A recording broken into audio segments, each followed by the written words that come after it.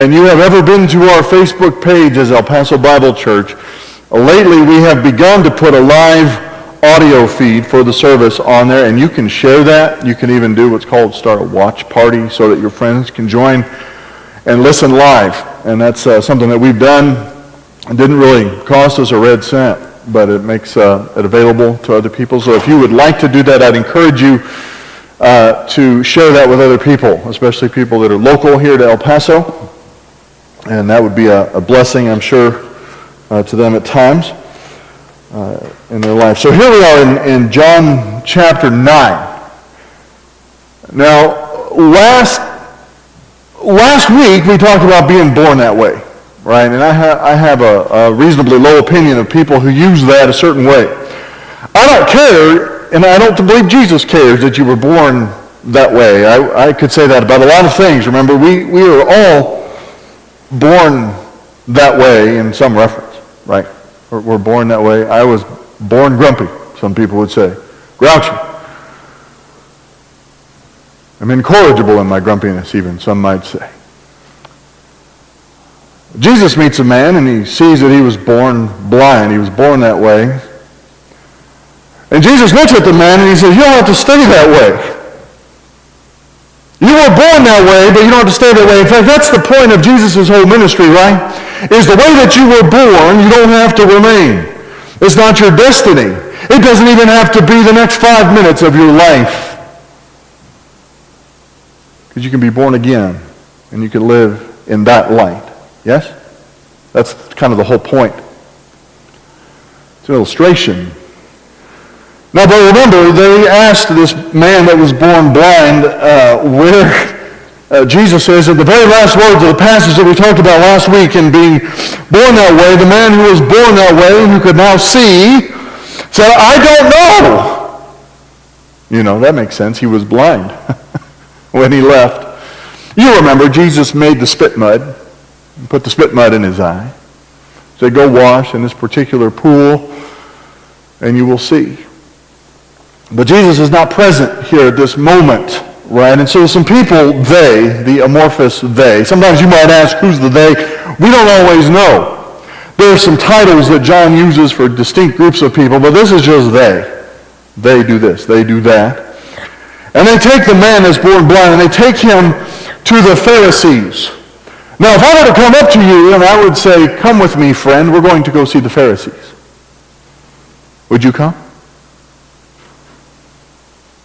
Would you come? You don't probably call people Pharisees like I do, do you? I might call them a Pharisee. There's not really a political party called the Pharisees with a capital P running around anymore. But if I were to say that, if I were to say to you, come on, let's go get the Pharisees' opinion, you'd be like, I already know what their opinion is. They take them to the Pharisees. It makes sense. And here's why it makes sense, and that's that the Pharisees were the ones that interpreted Scripture as if it has real truth in it, as if it actually mattered, as if when there was speech about the resurrection of the dead, this was a big one for them, it actually meant the resurrection of the dead. Does that sound familiar? Because like El Paso Bible Church was, as Jesus is coming back the way he left, we actually believe that. That Jesus is actually going to come down the way that he left, because, you know, that's what the Bible says. And that there's actually a 1,000-year reign, with Jesus actually on the throne of David in Jerusalem, ruling over it. There's actually a new heaven and a new earth, and we're not it. Yeah? Not that we're Pharisees. But we can appreciate why somebody who is interested in what the Bible has to say about current events might go to them, because that was the best option that they had. They were the ones that actually didn't give you a hem and a haw and just kind of a liberal, well, it could be if that's your truth answer.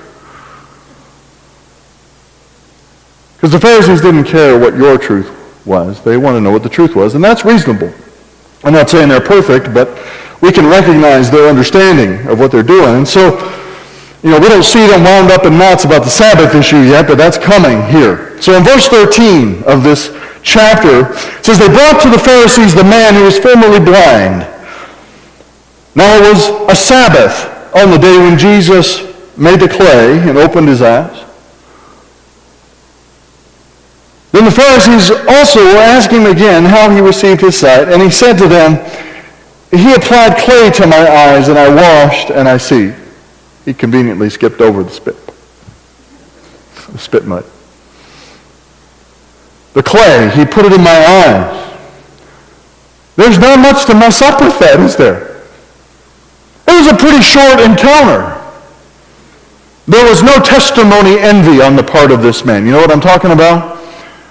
See, I grew up going to 3- and 4-day revivals every year. I think I've told you this before.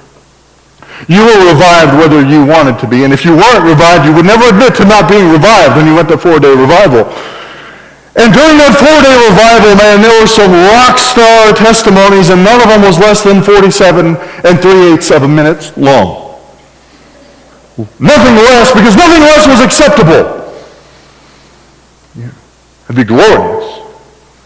You had to be smacked down, face down in the mud made with whiskey, and dragged out and spent 28 years preaching the gospel in order to be acceptable to give your testimony at revival.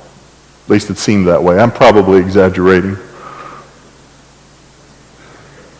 Not by much. Not by much. Okay, thank you, Kay. Because I'm not a natural hyperbolic exaggerator person. Not in my nature. He didn't have that problem, does he? He says, this is what happened. Yeah, and he's a pretty good journalist. We don't know what journalism looks like anymore. He said, he made clay, he stuck it on my eyeballs, I washed it, I see. Easy enough. Even, NCIS, even Gibbs couldn't get more out of this guy in the interrogation room. That's all there is to say. That's all there is to know. Sometimes I think Jesus does things just to mess with these guys. He's like, you know what would really drive the Pharisees crazy? Check this out, guys. I'm going to smear mud on this guy's face. And he's going to wash it out and his eyes are going to work.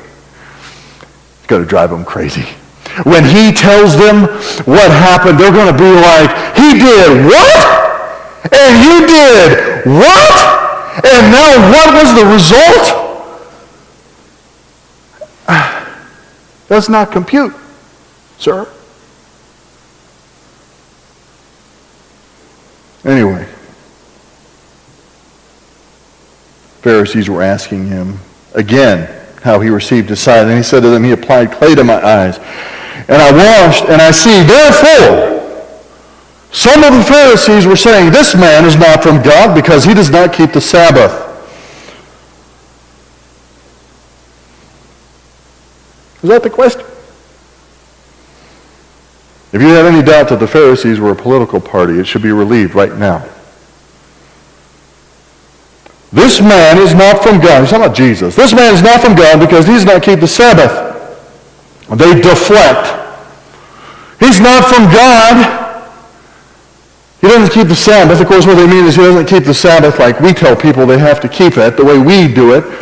The question never crosses their mind, as it probably should, that if a man is coming directly from God and is who he says he is, does he have to keep the Sabbath the way we say? I tell people this all the time, that do you ever get, maybe you don't use this word, but those of us who preach and teach grace, clearly, get accused of this all the time. You're just using that for license. You just want to smoke your pipe. As if that's the sound basis for an entire systematic theology. You just want to drink a beer, I get told. Here's the thing about license. In order for it to be licensed, it has to be a sin in the first place, right? Because that's what license is. It's an excuse to sin. Give me a chapter and a verse for all the stuff they're telling me is license. Say that it's a sin. And then we'll talk about license. Get your dictionaries out, folks, when you're talking about that thing. They don't understand the Sabbath, but according to them, he's broken it.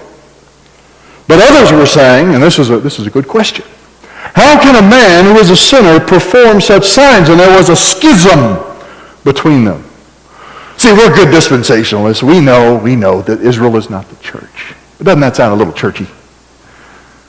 little bit of a church. It doesn't take anything but a broken tortilla chip to slap a schism in the middle of some churches, man.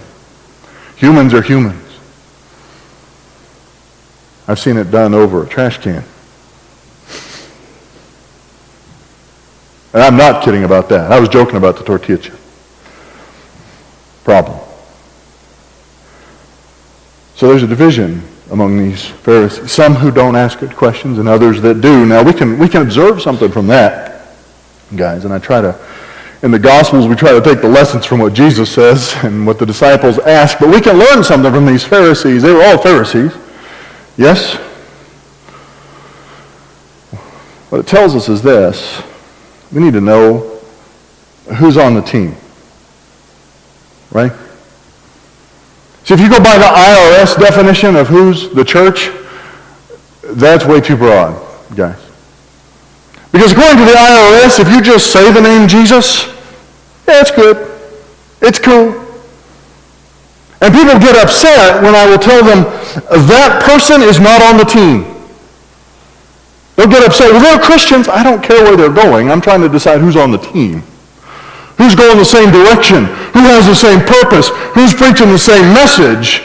And if you don't believe that somebody could not be on the team, so to speak, and still be going to heaven when they die, well, that's close.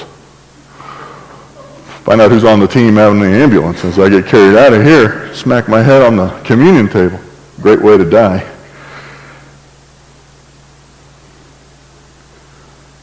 Paul has to make this distinction. He doesn't talk about their eternity all the time, but he says, those people did me much harm. Those people caused problems. Those people are clouding the gospel. But when I say the same thing, I'm just a jerk. You know? So we need to know who's on the team, who's working the same direction, who is working for the same goals, who's pursuing the same purpose.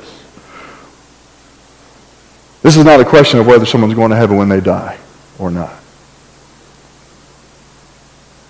Who's on the team? But more than that, we need to recognize that not everyone on the team has the same ability or the same function. So there are certain non-negotiables that the team has to agree upon. But even within that, there are people, as demonstrated by this, that ask better questions than other people. I tell people that and they get confused. They say, I squeezed 4 years into 5 in seminary because we also had 4 children, worked full-time, at least full-time during that time. So you spent all those years in seminary. What was the greatest thing that you took away from seminary with your Master of Theology degree? Here is the number one thing that I took away from seminary, and it was worth every penny. The ability to ask the right questions in the passages of Scripture. That's not instantaneous information, but it was the greatest asset. Also, one joke. Second. B-level advantage, right? Not A-level. Professor of mine in Old Testament, I forget what Old Testament class it was.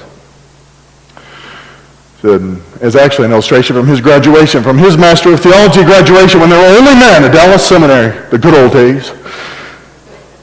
I'm not kidding. Those were the good old days of Dallas Seminary. Really? I'm not saying it was because of that, but they were the good old days. So when they hand you your Master of Theology degree, gentlemen, do not believe them. Isn't that good? Ask the right questions and do not believe them when they tell you that you're a Master of Theology yet after a few years sitting here. One of the greatest obstacles to learning, right? And not everyone is equal in God's sight in their standing before Him, right? That's what we say about believing. They're equal. But Paul tells us that not everybody fulfills the same function within the body. Not everybody on the same team does the same thing. And that's evidenced a lot of times by the questions that they ask. And the Pharisees, some of them clearly asked better questions than the others. Some asked better questions. So we ought to be in agreement on that. Not everybody can do everything or should do everything. It says here, so they said to the blind man again, what do you say about him since he opened your eyes? And he said, he is a prophet. He's a prophet. Well, if you're familiar with the Old Testament, you know that's not necessarily exciting to the Jews to get a prophet coming. I always remember the VeggieTales version of Jonah. You remember that? So Jonah comes in on his camel. I don't remember what vegetable he was, right? He comes in, he's like, oh, a message from the Lord. And they go, no, a message from the Lord. It's a message of encouragement. Oh, okay. Because most of the time it wasn't just a message of encouragement when the prophets came, right? So he says to the Pharisees, people who know the Bible, who know exactly and expect the promises that are encompassed in the Bible to be true and actual, the prophecies to be literal, and he says he is a prophet, they go, ooh! The Jews then did not believe it of him. But we already know that. All we have to read is the Jews in John. You know why? Do you remember the code word in John? When John says the Jews, that means the Jews that didn't believe in Jesus. He's not saying all of the Pharisees or all of the they or all of the crowd. He says explicitly, the ones who already didn't believe in him still don't believe in him. That he had been blind and received sight until they called the parents of the very one who had received his sight. And they questioned him, saying, is this your son who you say was born blind? How do you like that? Sounds like a gospel presentation you hear a lot. If you hear a gospel presentation, a lot of times they're trying to get you to go to heaven. Are y'all all going to heaven when you die, by the way? Do you know that for a fact? Is it because you claim to believe? No. What gets you to heaven when you die? Believe, right? But a lot of people, honestly, some people will come into my office and try to evangelize me and say, you smoke a pipe, I think you only claim to believe. Malarkey. A friend of mine called it baloney. I said, that's not only baloney, that's chicken baloney with Miracle Whip. Oh, nasty, skinny white bread. Nasty, nasty, nasty, 3 times over. It's not a gospel presentation. They don't believe him. They think he's claiming to be somebody that he's not. So they call the parents, is this your son? And then they insinuate that they're going to lie also. Who you say was born blind. Like we can verify that. It's decades ago probably. And that he was born, then how does he now see? This has never happened before. This is unexpected. We have no doctors that can do this. His parents answered them and said, we know that this is our son. Check. That he was born blind, check, and now he sees. And we don't know. Or who opened his eyes. We don't know. Ask him, he is of age. He will speak for himself. Now, did they lie in there? John kind of says they did. Did you catch that? Here in the next verse. Check, check, check. This is our son. He was born blind. He now sees, but we don't know how this happened. His parents said this because they were afraid of the Jews.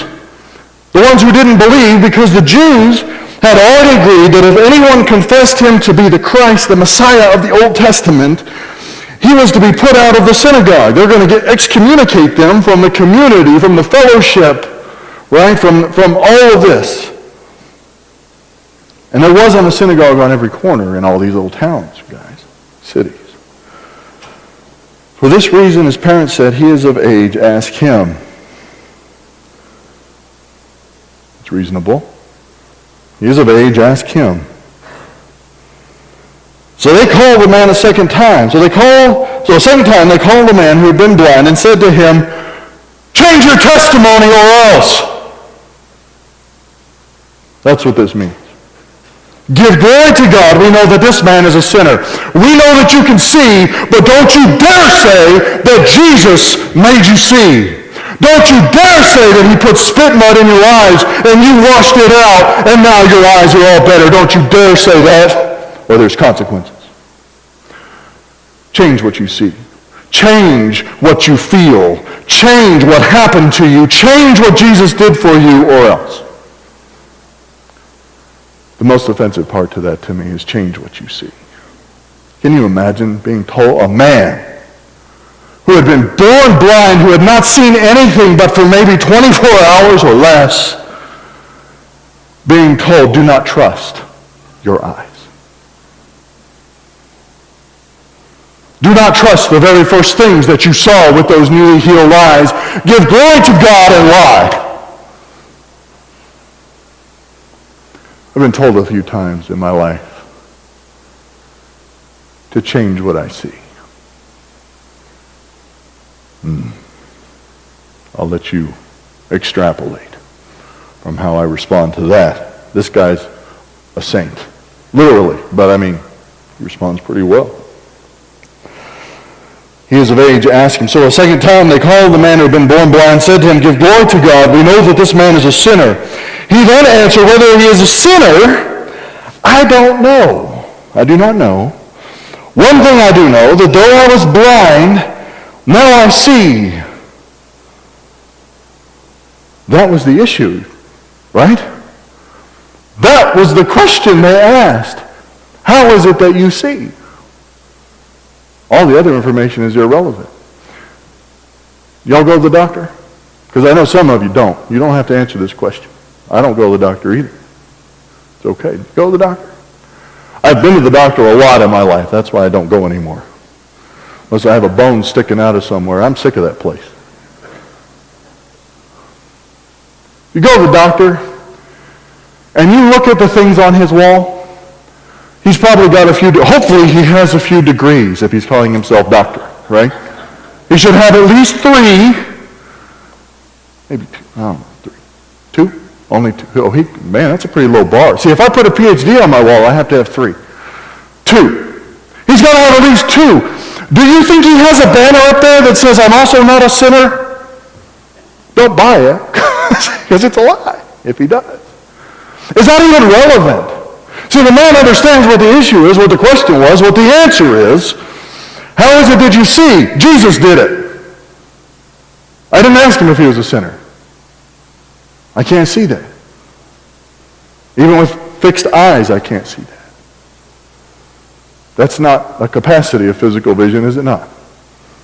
It's not. Change your testimony. You're not allowed to see what you saw. Our theology, our doctrine does not allow you to see what you saw. If your vision, and this has been told to me, if your vision sees a fault in our leadership, you can't see what you saw. That doesn't go over well with me. I'm sorry if I seem a little bit irritated.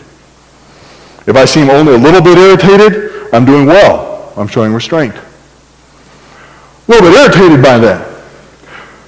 This man is a sinner, guy. You can give glory to God for your healing.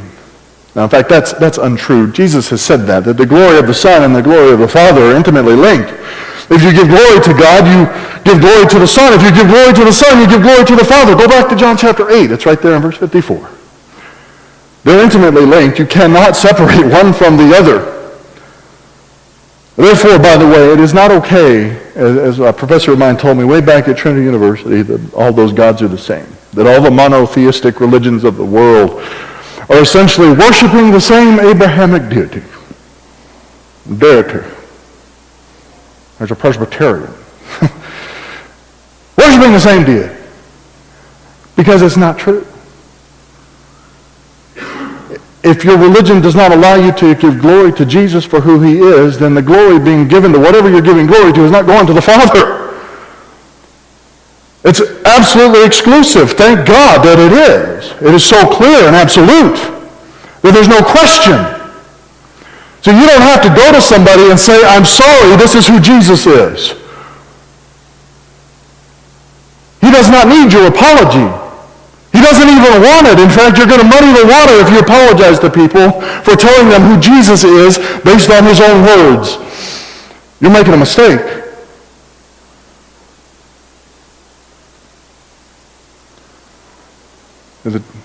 I'm not sure if this is directly related to the gospel.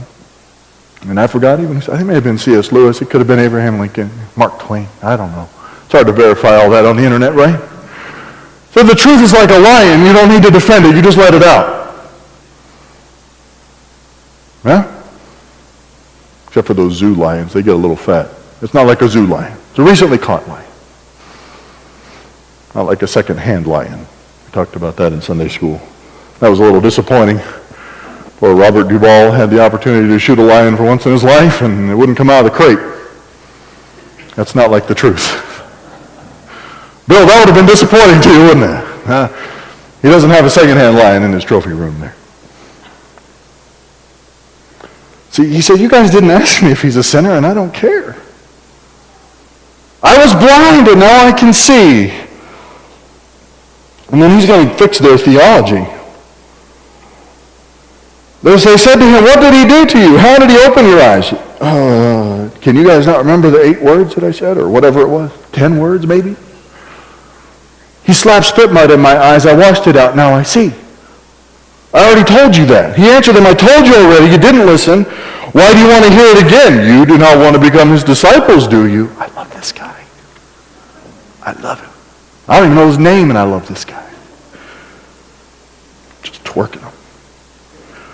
They reviled him and said, you are his disciple, but we are disciples of Moses. That's patently false.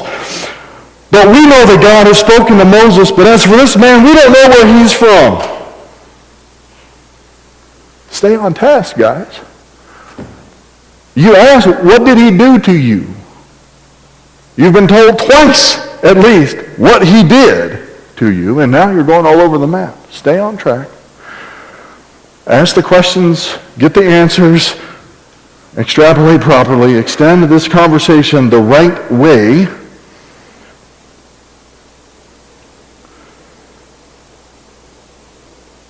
We're disciples of Moses. We don't know where this guy is from. He's a sinner. By the way, was Moses a sinner? Yeah. Yeah. I don't even need to hyperbolize that, right? Because I don't do that naturally. Y'all understand. Moses, he was. But they're holding that. They think Jesus is a sinner, so that's the reason not to listen to him. That's just conveniently left out. The man says this. Well, here is an amazing thing. You know what that's like? Like when my grandma said, bless your hearts. Bless your hearts, you're about as sharp as mashed potatoes, boys, she'd say. You're about as sharp as a bunch of mashed potatoes. Bless your heart. Isn't that amazing? I told you I love this guy. Here's an amazing thing. You don't know where he's from. And yet he opened my eyes. Who cares where he's from?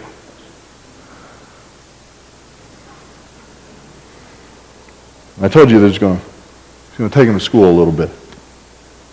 We know that God does not hear sinners. But if anyone is God-fearing and does his will, he hears him. Since the beginning of time, it has never been heard that anyone opened the eyes of a person born blind. If this man were not from God, he could do nothing.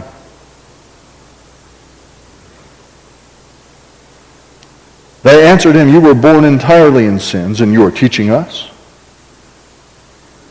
Put him out.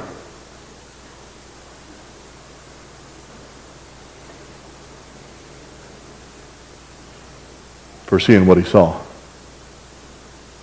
Giving accurate testimony. We're not talking about borderline perjury here, are we?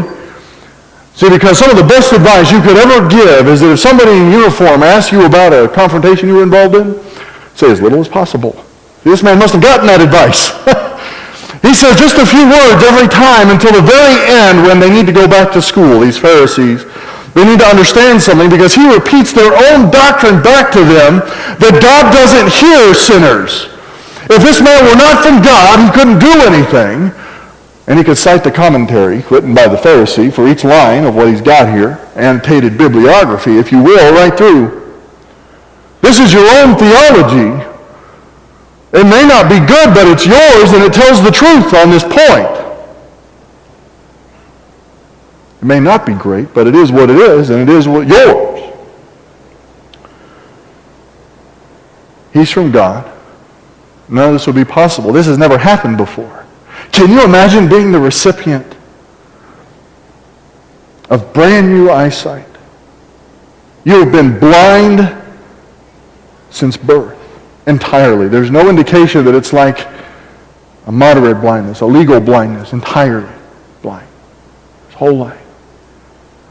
Contemplating that in those first few hours, that never before in the history of mankind, in the history of creation, has this been done, and it's been done to me, for me, given to me freely with a little spit mud and some words from Jesus. And you fathom this kind of confrontation immediately afterward. Yeah, those eyes, they're not really working. You didn't see what you thought you saw. You didn't see what you thought you saw. You were born in sin. Instead of correcting their unbiblical doctrine, they enforce it. We agree that anybody who confesses that Jesus is the Messiah, is the Christ, we're going to kick him out of the synagogue. The book burnings would commence the next day, I think. Sure, like it's censorship, right? We can't allow this kind of thing to go on. We can't allow witnesses to the truth. We can't allow that to take place in the synagogue. We have to stop this. This is insane. You were born in sin, out you go. That was not something to be taken lightly. So you have a saying among pastors, and you may not like it. I'm going to warn you up front. So we have a saying among pastors about church discipline. You know what the saying is? It's not in Matthew 18, I'll tell you that. Warn them once, warn them twice, then send them to First Baptist. Because people don't tolerate church discipline. It could be First Methodist, it could be whatever, but that's the saying, First Baptist, right? Send them to a big anonymous place where they can be lost and not suffer under discipline. Because there's a church on every corner. We are in the veritable buckle of the Bible Belt here in Texas, and a beautiful buckle it is. But that's the reality. That wasn't how it was back then. You couldn't just go to the other church down on the corner or the other synagogue on the corner. When you were put out, you were ostracized. You were removed from fellowship with the community that you grew up in. And understand, they probably treated him like dirt his whole life, but that was every day, every hour, every morning he woke up, that was his life. And they took it away from him. Kicked him out. What can't they take away? Things Jesus gave him.